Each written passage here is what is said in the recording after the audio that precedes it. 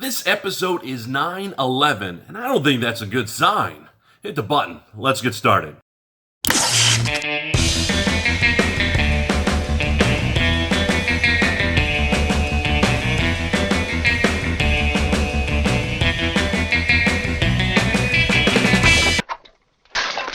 The Walking Dead.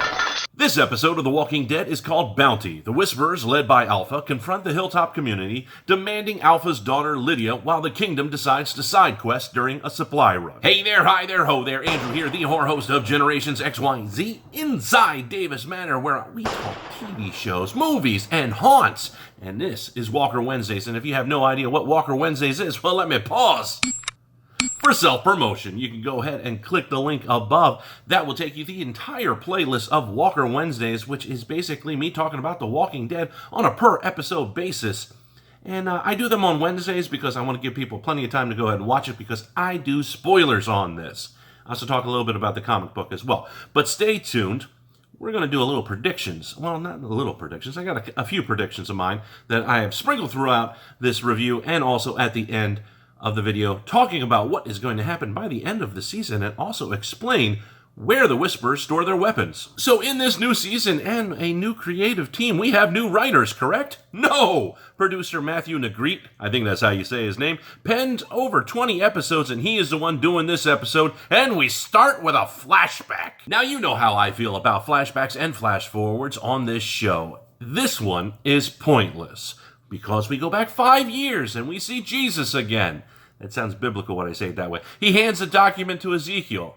That kind of sounds biblical too. Anyways, Tara says that she took more than her share of rations that she was supposed to from Alexandria, so she can't go back, and she's moving to Hilltop, and then Jerry says that he's going to be a dad. All of this is completely pointless and not needed at all. So now we flash forward to the current time, if that's what you want to call it, with all these things going back and forward. Carol decides to join Ezekiel on his bounty mission, which details food for the fair. Personally, I was hoping that this episode was called Bounty because it was going to be the quicker picker-upper, and we were going to be able to progress this show forward a little bit better than the crud that we had last week. But no. And no, this video is not sponsored by the paper towel. Over at Hilltop is Alpha and her accent, and some of the Whisperers demanding Lydia. Daryl doesn't want to give her up because Lydia says Alpha beats her. Now, I'm going to be honest on this one. Alpha's accent is so hokey, it's become lovable to me now. It kind of reminds me of Jackie Gleason in Smokey and the Bandit. Soon as I get home, the first thing I'm going to do is punch your mama in the mouth. After the break, we are at Earl and Tammy Rose Sutton Place, and Enid plays Doctor, which is still an unbelievable role for that character, and then I realized something very important. Earl and Tammy Rose are going to die. Why bring these characters into this episode right now as simple as something as Enid checking on Earl's arthritis? That doesn't progress anything at all. It just reminds us that these two people are human and we should care about them, which is just a nice way of saying, nice knowing you, Earl and Tammy Ray. You're gonna be dead by the end of the season. More talk between Alpha and Hilltop, and Daryl goes down face to face, and Portrait of a Serial Killer Henry is worried that they're going to give Lydia back. King Ezekiel mentions to Carol that there is a side quest to their hunt, and suddenly I feel like I'm in an RPG. To summarize the standoff at Hilltop, which sounds much cooler than what it was, Alpha demonstrates that her people are not just soldiers, and one has a baby. And then she has Alden, the savior with a heart of gold, and Luke, who doesn't have a nickname yet because I think he's going to be dead soon, and she is willing to trade 2 for 1 with no conflict, which kind of sounds a little Italian. I'm going to make him an offer he can't refuse. You knew where I was going to go with that. The Kingdom side quest is revealed to be getting a projector bulb for a movie that will be displayed at the fair to bring hope to the communities and inspire them. I wonder what movie they're going to show.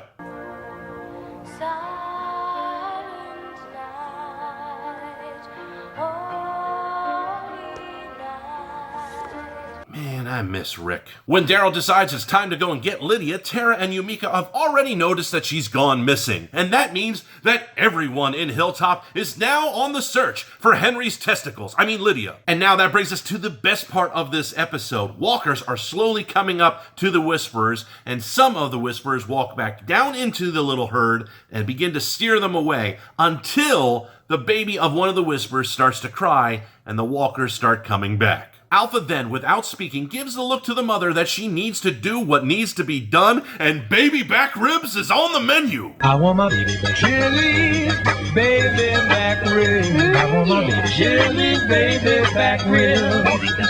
For those that don't remember, Deaf Connie is still out in the cornfield, and Luke sees her and begins to sign to her that there is a baby. She rescues the baby by grabbing it and going back into the cornfield, and after killing some walkers, she is rescued by Daryl, Kelly, Earl, and Tammy Rose. This is a pivotal part in the season because it shows exactly where Alpha and the Whisperers stand. There is no other previous major antagonist out there that would let a baby be eaten by walkers. You would not see the governor or Negan do that, and it really just increased the tension in this part of the episode, and I loved it. The Kingdom defeats a large number of walkers in the movie theater to get a light bulb and a frame for a document that will unify the communities. And then we see Enid talk to Portrait of a Serial Killer Henry about when she was his age and what she had to do and live with it. This scene is so stupid. 19-year-old Caitlin Nakin, I don't know if that's how you say her last name or not, she's not a convincing mid to late 20-something-year-old. She's 19. And furthermore for that, Enid is a character I don't care about. And she's talking a Portrait of a Serial Killer Henry, another character I don't really care about at all, because she wants to save Alden, the savior with a heart of gold, another character I don't care about. The hostage exchange takes place, and Alden and Luke are safe for now. And Alpha strikes Lydia when Lydia doesn't refer to her as Alpha. Then the episode ends with the inepts drinking with each other. Earl and Tammy Rose are now taking care of the Whisperer baby. Nice knowing you, Suttons! And of course, Daryl is brooding. Daryl then finds out the Portrait of a Serial Killer Henry has escaped Hilltop once again in the cover of darkness. And I want to know one thing. Who is guarding Hilltop here? We have had the inepts and Henry and Lydia. Everybody has gone and escaped. I know, I'm sure the other teenagers that were there that went around and were playing ring toss with the walker, they escaped probably the same way. Who are these guards? Who is in charge of security? Okay, I could probably see that. But here are the predictions of the rest of Season 9, up until Episode 16. All right, first off, Connie, the deaf one, the inepts. She's with Daryl right now, going to go ahead and rescue Portrait of a Serial Killer Henry. She's going to die. Why do I say that? Because she is the most underdeveloped inept out of the bunch, and she just blew her last gimmick, her only gimmick, which was, what do we see through the eyes of Connie? That was in this episode with the deafness going on, so the audio is all warbly and everything. The inepts have to lose something. Someone has to die in the group for there to be an impact and for us to care about that crew. It's going to be Connie, and if it's not Connie, it's going to be Luke.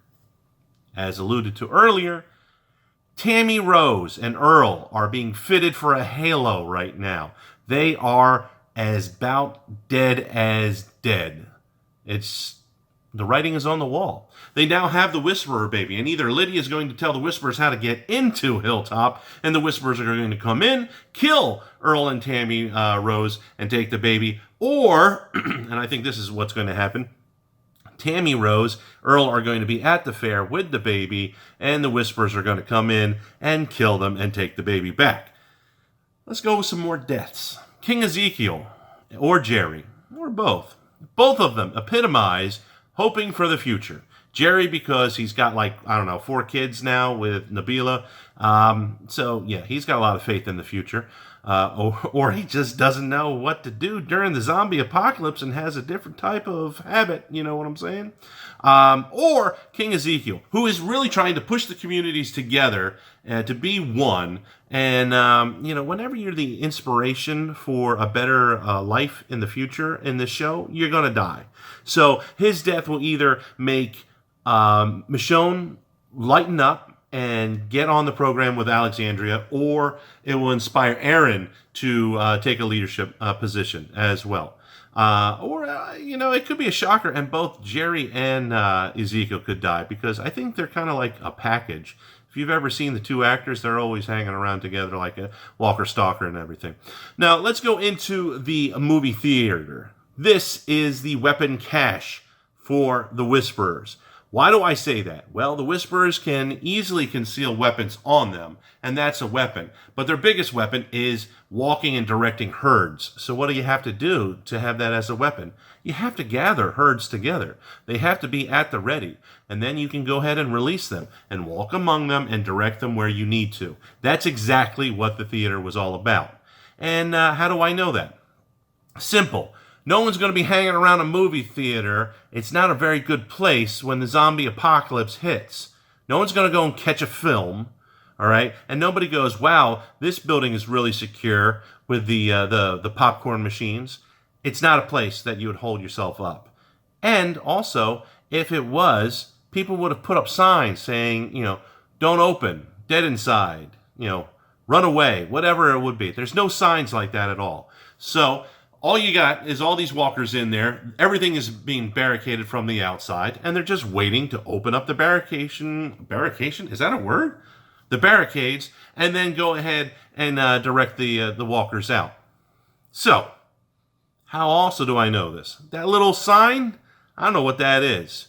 But I'm going to say that that is an Alpha sign, or that is like the Whisperers logo. And really, I'm just hoping that we get a chance to see more Negan. He's the only character that I'm caring about right now, and I want to see more of him by the end of the season. And make sure you hit the bell icon after you sub. That way you can be part of the notification squad and get notified the moment that I upload. And I will see you in the next video.